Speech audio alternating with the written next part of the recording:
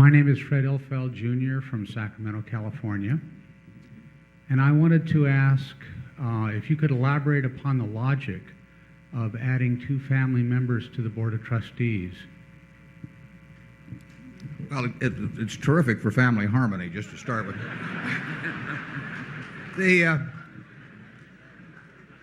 As I've talked about in the annual report, if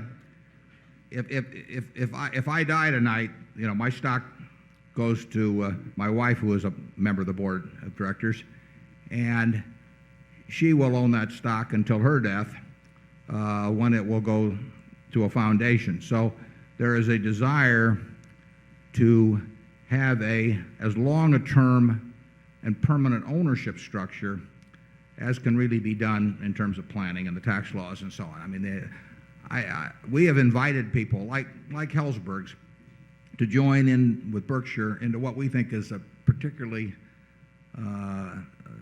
advantageous way for them to conduct a business and to know the future that they're joining. And part of knowing the future that they're joining involves knowing that the ownership is stable.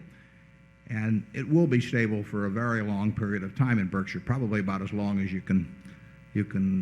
anybody can plan for in this world. After my death, the family would not be involved in the management of the business, but they'd be involved in the ownership of the business. And you would have a very large, concentrated ownership position going well on into the foundation that would care very much about having the best management structure in place. And to, in effect, prepare for that over time, I think it's very advisable that family members who will not be involved in management but who will have a key ownership role to play become more and more familiar with the business and the philosophy behind it.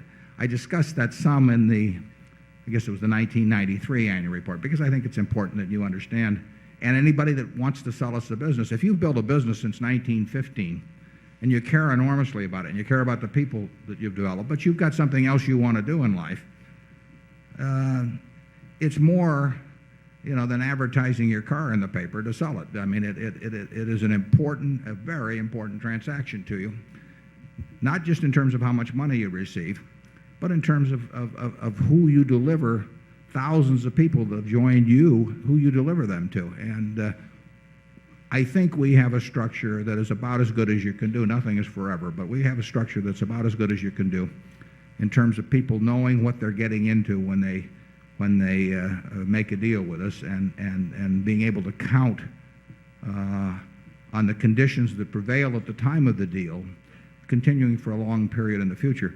Many people, I had a fellow tell me the other day about a business where he'd been wooed by the acquirer, and the day after the deal, they came in and fired the top half dozen people. They'd had a secret plan all along. Well, I don't think you run into much of that. But what you do run into is the company that's the acquiring company itself either being acquired, or some new management coming along, or some new management consultant coming along and saying, well, this doesn't fit our strategic plan anymore, so let's dump this division. And people that join in with Berkshire can be relatively, I think, comfortable about nothing like that happening. Charlie, you want to elaborate on? No.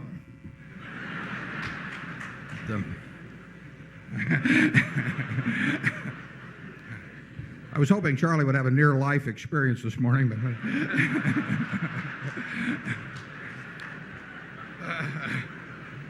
keep encouraging him. Zone 2.